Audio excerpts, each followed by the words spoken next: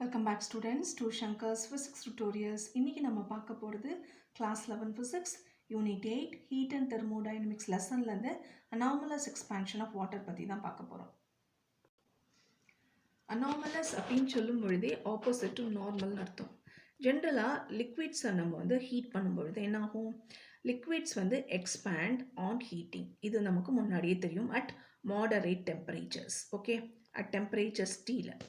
But instead வந்து water வந்து 0 to 4 degree செல்சியஸ்க்கு நம்ம வாட்டரை வந்து ஹீட் பண்ணும்பொழுது அதோட டெம்பரேச்சர் வந்து 0 to 4 டிகிரி செல்சியஸ்க்கு ஹீட் பண்ணும்போது இன்ஸ்டெட் ஆஃப் எக்ஸ்பான்ஷன் வந்து அது என்ன ஆகுது? சுருங்க ஆரம்பிக்கிறது, கண்ட்ராக்ட் ஆக ஆரம்பிக்கிறது.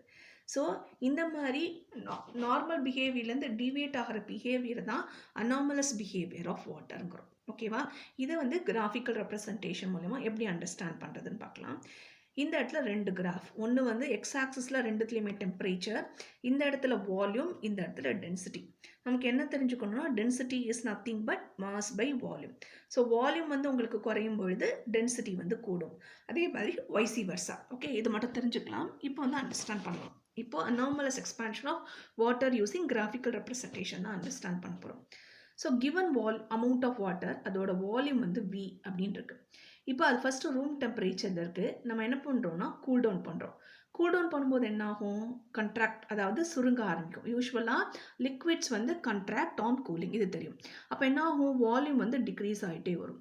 இந்த இடத்துல டெம்பரேச்சர் வந்து ரைட் ஃப்ரம் 10 டிகிரி செல்சியஸ்லேருந்து 0 டிகிரி செல்சியஸ் வரைக்கும் தான் உங்களுக்கு வந்து என்ன கொடுத்துருக்காங்கன்னா டெம்பரேச்சர் கொடுத்துருக்காங்க. ஸோ ரூம் டெம்பரேச்சர்லேருந்து அதோட வால்யூம் வந்து குறைஞ்சிட்டே வருது. ஓகே, இந்த இடத்துல 10 டிகிரி செல்சியஸ் கொடுத்துருக்காங்க.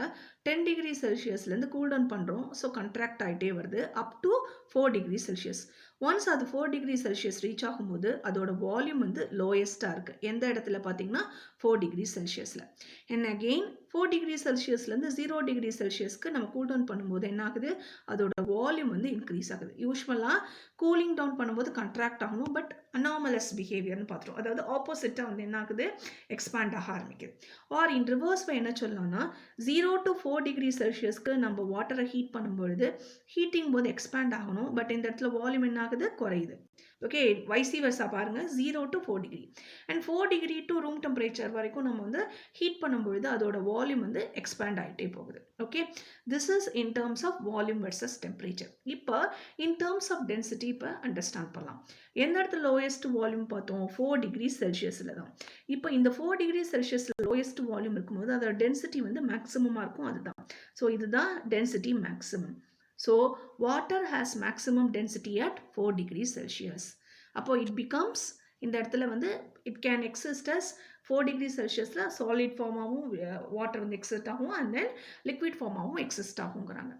இப்போது நம்ம 4 டிகிரி செல்சியஸ்லேருந்து 0 டிகிரி செல்சியஸ்க்கு நம்ம கூல் டவுன் பண்ணும்போது அதோட டென்சிட்டி என்ன ஆகுது? குறைய ஆரம்பிக்குது. ஏன்னா இந்த இடத்துல வால்யூம் வந்து இன்க்ரீஸ் ஆகுது. வேறஸ் இந்த case of 10 degree Celsius to 4 degree செல்சியஸ்க்கு வந்து கூலிங் டவுன் பண்ணும்பொழுது என்ன ஆகும்? உங்களுக்கு ஆட்டோமேட்டிக்கலாக உங்களுக்கு டென்சிட்டி என்ன ஆகுது? இன்க்ரீஸ் ஆகுது, and then it reaches the maximum.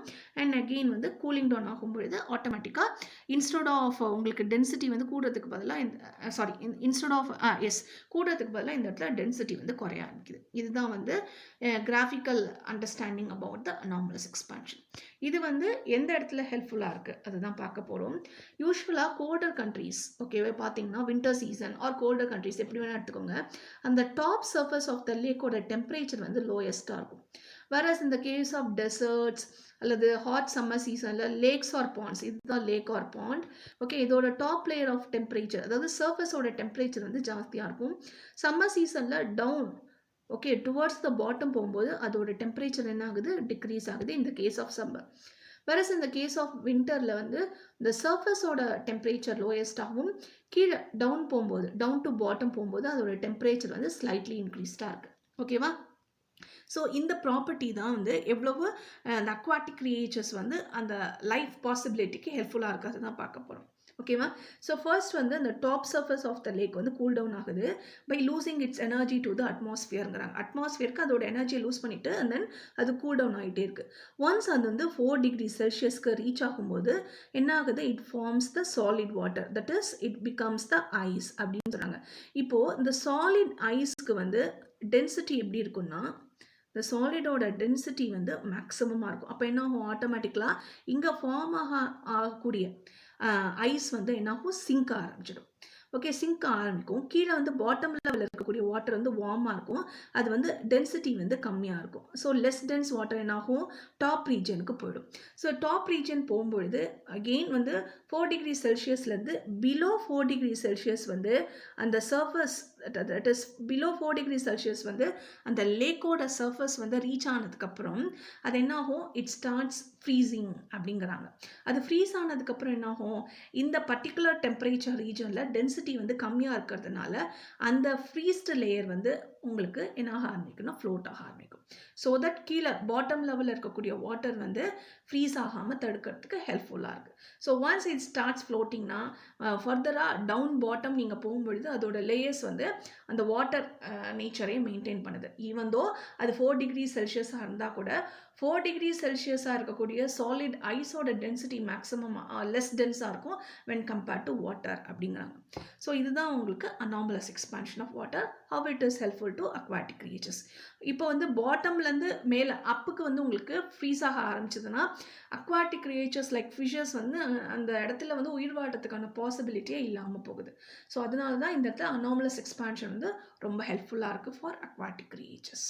Hope இந்த வீடியோ உங்களுக்கு ஹெல்ப்ஃபுல்லாக இருக்கும்னு நினைக்கிறேன். தேங்க்யூ ஃபார் வாட்சிங் திஸ் வீடியோ. கீப் வாட்சிங் Shankar's Physics Tutorials.